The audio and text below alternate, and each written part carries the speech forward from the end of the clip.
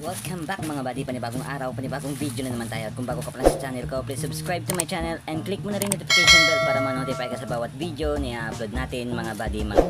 So we are back mga buddy, kamusta mga buddy? And so unboxing series na naman tayo mga buddy, kasi meron ako nakitang phone dito, pinaglumaan ang phone ng tito ko, late tito.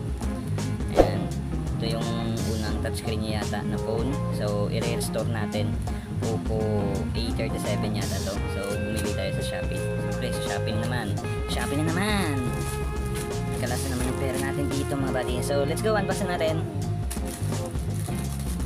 So maraming salamat sa seller sa pagpabulap ng maayos ng ating parcel, kasi babasagin to, fragile, tawag ito, fragile. Grabe naman ang pagbabulap, pero goods to, very good to very good.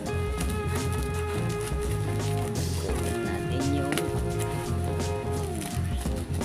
so i-DIY lang natin to ng pagkabit, kasi alam mo na marunong din tayo ng magkulikot, kaya pag nasira ulit, marunong tayong magkumpuni. Okay?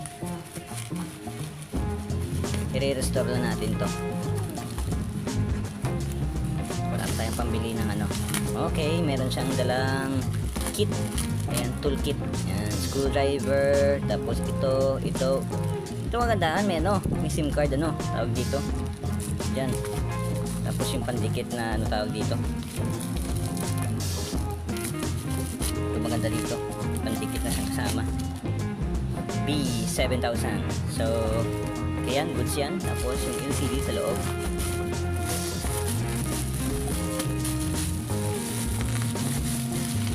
Medyo mahirap patanggalin Okay, nakabag-full wrap again. Goods to, kasi protektado talaga yung item mo.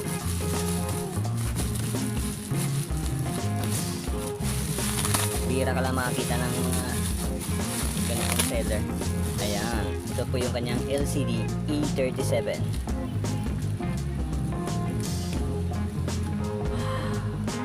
Walang basag, goods. Ito yung kanyang brand, OG Super.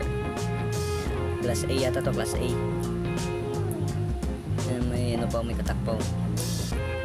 So next video na natin i-repair to. Okay? So ayan yung itsura niya. So tingnan natin kung kaya natin to Actually marami na rin akong napalitan sa Oppo F1s ko, ganun rin. Ako rin yung nagpalit. So let's go.